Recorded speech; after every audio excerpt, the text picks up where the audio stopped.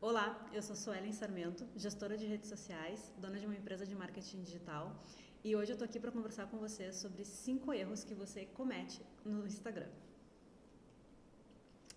O primeiro erro e o mais comum deles é não ter uma bio matadora. Mas o que é uma bio matadora? Uma boa bio de Instagram, a gente quando olha, entende qual é o propósito daquele perfil. Então eu pergunto, o seu perfil ou o perfil dos seus clientes diz o propósito deles, diz para que eles estão ali? Eu, nesse exemplo que eu coloquei aqui para vocês verem na tela, eu já me posiciono como gestora de redes sociais e criadora de conteúdo.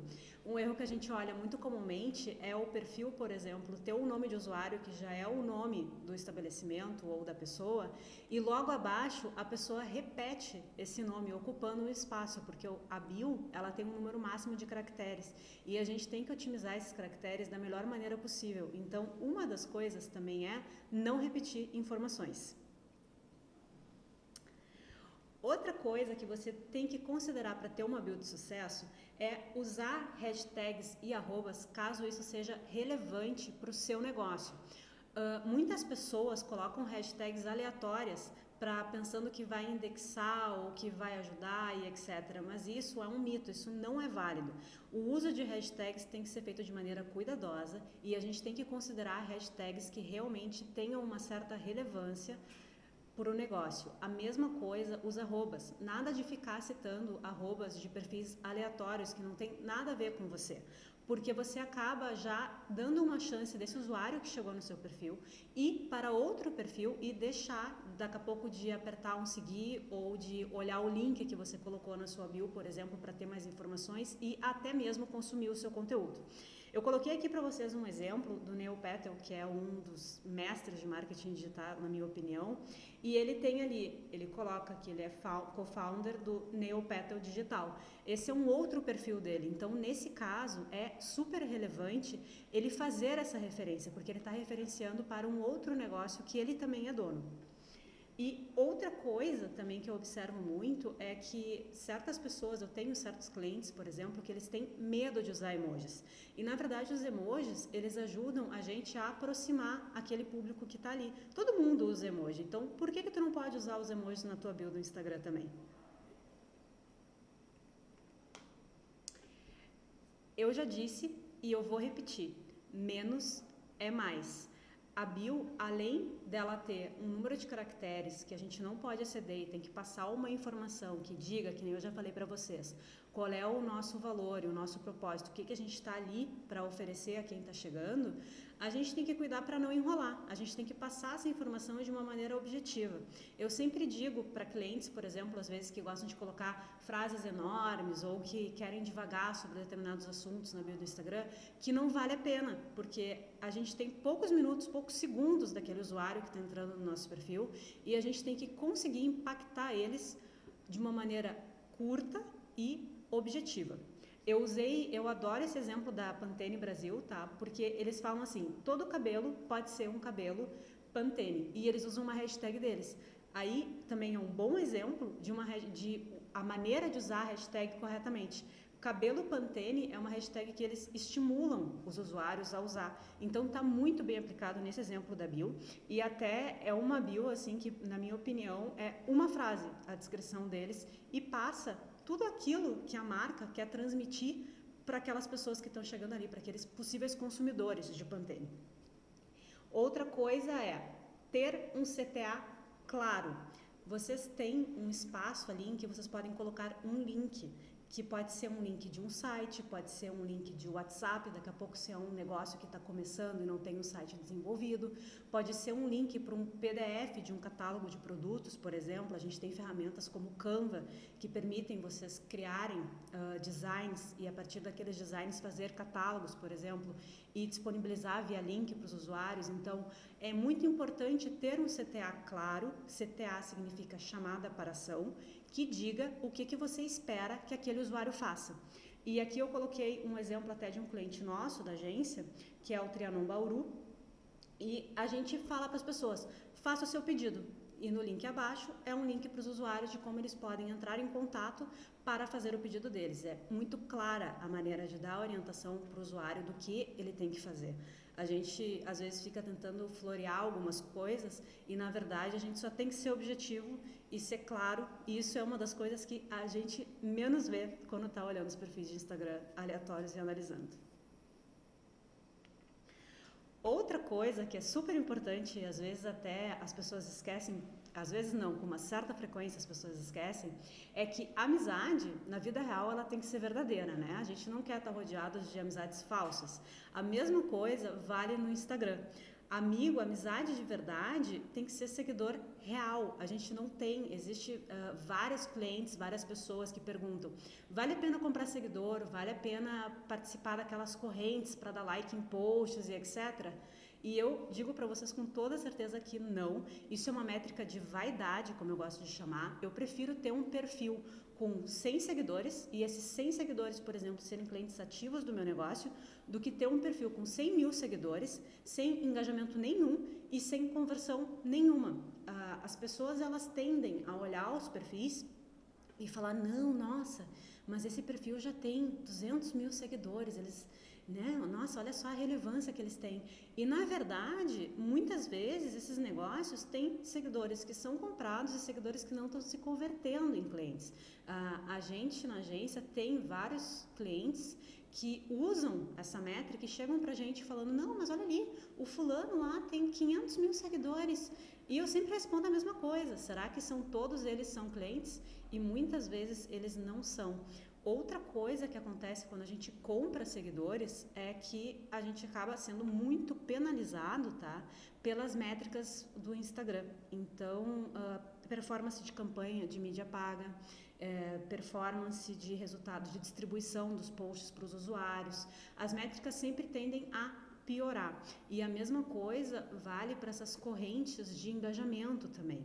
Na maioria das vezes, as correntes funcionam no sentido assim, que tu posta uma foto e realmente aquela foto vai ter muitos likes. Isso ocorre com as correntes. Só que como é que tu sabe se esse público que está dando like na tua foto, por exemplo, está provavelmente fazendo ali só automático, porque combinou de entrar naquela corrente, tem que fazer aquilo, tem que dar o like quando aqueles perfis que participam postarem alguma coisa. Mas tá ali, como eu falei, de modo automático, jamais vai ser potencial cliente, jamais vai enviar para uma amiga, por exemplo, falando, ai, olha que legal aquilo ali que eu vi aqui, naquele perfil tal, recomendo que tu siga. Nunca vai acontecer. Então, não vale a pena.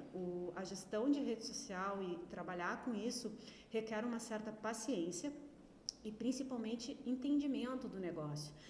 Não existem atalhos, infelizmente. Outra coisa é que a maioria das pessoas, elas copiam e colam. Isso me leva até o ponto 4, que daqui a pouco eu já vou falar com vocês, mas é assim, a gente tem que ter um entendimento do nosso negócio e a gente tem que ter um entendimento do público que a gente quer atingir com as postagens que a gente vai fazer. Copiar e colar coisas de outros perfis, porque a gente achou bonitinho, ou super funcionou para aquele perfil, ou qualquer outra coisa, às vezes o primo fala que é bacana, ou qualquer coisa do tipo, na verdade, normalmente, né, não funciona porque não foi pensado por seu caso específico, ou por caso do seu cliente. Então, nada de copiar e colar. Eu peguei aqui, até coloquei um exemplo da Netflix Brasil, tá? Eles têm vários posts, assim, que eu acho super interessantes, porque eles fazem insights super originais das séries que eles têm e na maioria das vezes eles tentam cruzar com coisas que relacionem com o cotidiano das pessoas, com o cotidiano dos usuários, dos seguidores que eles têm ali naquele perfil, para tentar gerar uma conexão. Tentar não, né? Eles geram essa conexão. Então, os usuários, eles buscam justo isso, eles buscam autenticidade. E quanto mais autêntico for o seu perfil, melhor. Eu vou dar um outro exemplo disso para você entender. Por exemplo, assim, com certeza você já escutou. Perfil com foto de banco de imagens quase nunca funciona, né? A gente tem que mostrar a nossa foto, a gente tem que tentar ter um conteúdo menos editado, tem uma onda aí de fazer vídeos e etc. Isso é verdade por quê? Porque a partir do momento que você está usando a sua imagem para se projetar, você está sendo autêntico de uma certa forma e você está gerando uma conexão com aquela pessoa que está ali olhando, porque aquele usuário segue o seu perfil muito provavelmente porque ele quer ver você, ele quer ver o conteúdo que você está gerando. Então, por que não usar a sua imagem? Por que não criar conteúdos com base em insights que você teve das pessoas que consomem o seu produto ou o seu serviço? O quarto erro que eu falei, que estava muito relacionado com o terceiro erro, é que não é só postar por postar sem pensar. Você tem que analisar. Existe, e eu vejo isso de uma forma muito negativa, uma banalização do serviço de gestão de redes sociais, num ponto que tem muita gente que acha que o primo da vizinha pode fazer, que o amigo lá, do conhecido do não sei quem lá, viu um vídeo online e já sabe como fazer e etc. Algumas vezes essas pessoas realmente, elas têm insights que são bons e agregam de alguma certa forma, mas os que têm realmente sucesso, eles entendem sobre essas coisas que eu listei aqui para vocês. Então, assim, existe todo um planejamento que tem que ser feito por trás de um simples post de Instagram. E tem várias coisas que a gente tem que entender quando vai fazer isso, para que o perfil realmente tenha sucesso, né? Que a gente realmente consiga atingir aquele objetivo que a gente se propôs quando a gente começou a trabalhar com aquela rede social. Então, uma das principais coisas é entender quem é o público-alvo e entender quem é a persona. Esses dois conceitos, eles são diferentes. O público-alvo, a gente está delimitando o gênero, a idade e a classe social, entre outros, mas são aspectos mais de dados. Quando a gente passa para o âmbito de entender quem é a persona, a gente já está começando a pensar em quais são os desejos daqueles usuários que a gente quer impactar, quais são as dores que eles têm, né? Quando a gente diz em marketing digital de quais são as dores, a gente quer falar o que passa com aquele usuário, o que ele está sentindo no íntimo dele, que para ele gera um certo nível de desconforto, que é um certo problema. Então, vou citar um exemplo para vocês, tá? Na agência, a gente atende muito médico. Então, muitas vezes, um exemplo de um médico dermatologista, a gente, quando pergunta uma das dores de um possível usuário que siga um médico dermatologista, de uma possível persona, seria: eu queria melhorar a aparência da minha pele, eu acho que a minha pele não está bonita o suficiente. Então, isso é uma coisa que incomoda aquela persona. E se a gente faz um post falando sobre coisas que vão melhorar a sua pele, procedimentos para deixar a sua pele mais radiante, exemplos assim são exemplos que impactam com a persona daquele perfil.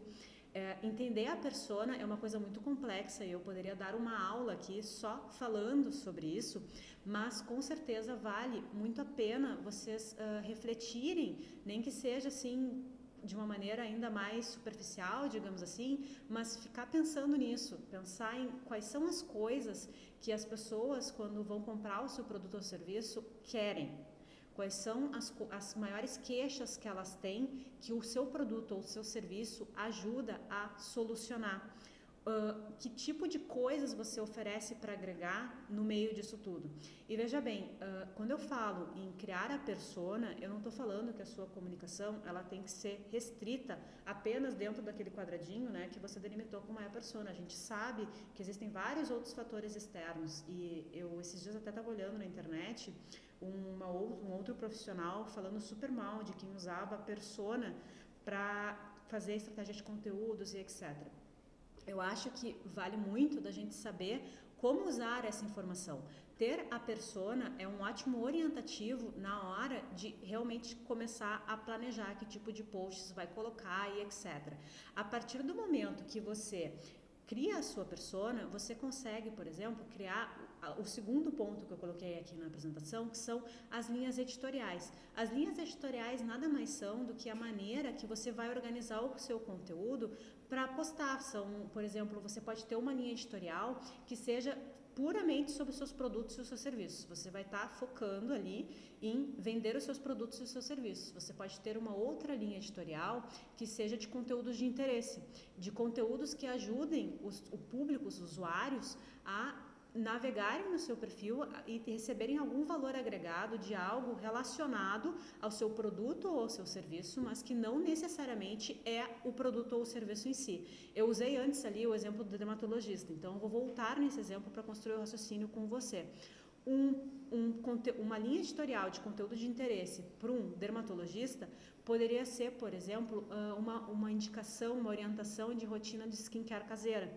Não, você não está vendendo nenhum, para esse caso, né? Você não está vendendo nenhum serviço que você faça no consultório, mas você está dando uma dica que para o público que consome o seu serviço é muito valiosa, porque com certeza a maioria das mulheres que consultam um dermatologista e vão fazer um procedimento como, por exemplo, toxina botulínica, elas vão ter um momento em casa em que elas vão lá higienizar a pele, elas vão ter dúvidas, por exemplo, sobre qual é a ordem dos produtos que elas têm que aplicar na face, etc.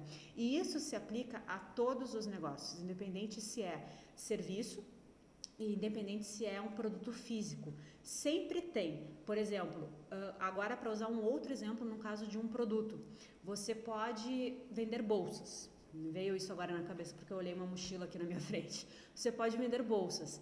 Um bom exemplo de conteúdo de interesse, por exemplo, para quem vende bolsas, seria como higienizar corretamente a sua bolsa após o uso durante a pandemia. É um exemplo que você agrega valor, mas não está falando do seu produto e nem deve. Porque o usuário, ele tende a ter uma certa rejeição se ele vê que você está sempre querendo vender para ele. Você vai fazer isso automaticamente a partir do momento que você conquista aquele usuário. Você não precisa ficar sempre, em todos os posts, vendendo o seu conteúdo, o seu produto ou o seu serviço. E as linhas editoriais justamente ajudam você dentro desse processo. Outra coisa que tem que cuidar muito e que tem muita gente que peca nisso é a parte de estrutura de texto. Eu não sou nem contra nem a favor de texto longo ou de texto curto. Eu acho que o texto, as legendas, e as chamadas e eventuais imagens, etc., elas têm que ser bem construídas. Como é que é uma legenda bem construída? Ela começa com uma chamada para ação que realmente capta a atenção do usuário. Você tem que pensar que quando você está navegando na timeline do Instagram, aparece a foto, que sem dúvida nenhuma, né, é um primeiro impacto que você tem que fazer no usuário, que tem que ser muito bem feito, é essa parte da imagem, e depois aparece uma linhazinha ali, duas linhas, em que aparece um textinho. Aquele textinho ali tem que ser bom o suficiente para fazer com que o usuário clique no mais e queira ler tudo que você está falando. E ao longo do texto, você tem que construir um texto bom o suficiente para manter a atenção do usuário ao longo de toda a leitura. Senão o usuário é impactado por uma chamada de ação bem feita, começa a ler ali e depois já se perdeu e já passa para a próxima foto. Porque é assim, a gente sabe que as pessoas olham o feed do Instagram, a timeline, quando elas estão no carro, quando elas estão depois do almoço, quando elas estão indo dormir, enquanto elas estão jantando, enfim. Olham nos mais variados momentos. Não é uma coisa que a pessoa senta ali no feed, senta no sofá, por exemplo, e fala assim, não, agora eu vou olhar todos os posts, vou ler todas as legendas do que está aqui. Não, você tem que impactar. Você impacta com CTA, você mantém a atenção ao longo do texto, fazendo parágrafos bem estruturados e objetivos, nada de enrolar. E depois, quando você finaliza o seu texto, você tem que dizer para o usuário o que você espera que ele faça. Isso é um erro comum, assim, e é fácil de viciar nesse erro. Muitas vezes na agência mesmo a gente erra isso, no processo de revisão dos calendários a gente pega esse erro. Você tem que dizer para o usuário o que você espera que ele faça. O óbvio, ele sempre precisa ser dito quando a gente está falando de redes sociais. Então, se você quer que o usuário dê um like, por exemplo, no final você pode colocar, dê 2 cliques se você gostou desse conteúdo. Ou se você quer que o usuário escreva uma dúvida nos comentários, ou se quer que ele escreva nos comentários, por exemplo, se ele se identificou. Você tem que escrever isso. Você tem que escrever assim, escreva aqui nos comentários a sua dúvida e eu vou lhe responder. Ou marque uma amiga que não sei o que, salva esse post para não esquecer. Esses são exemplos que a gente usa de finalização de texto que funcionam muito bem. E aí vai da sua criatividade. Eu sempre digo, né, existem vários exemplos que você pode pesquisar na internet e pode começar a aplicar que vão funcionar, mas lembra quando eu falei da autenticidade? É exatamente aqui que entra, você não tem que ficar copiando coisas que você olhou por aí. Nesse caso, você pode criar finalizações e chamadas de ação que chamem a atenção para o seu público, que realmente sejam a sua cara ou a cara do seu cliente, como é no nosso caso da agência. E também, uma outra coisa, é o tema dos melhores horários. A gente não deve postar conteúdo a qualquer hora do dia, porque foi quando sobrou um tempinho. Os conteúdos, você deve identificar isso na parte de análise dos perfis comerciais. Se você tem uma conta comercial ou uma conta de criador de conteúdo, quando você vai em Insights, você tem informações sobre o seu público. E quando você clica ali, aparece direitinho quais são os melhores dias e quais são, dentro desses dias, quais são os melhores horários para postar.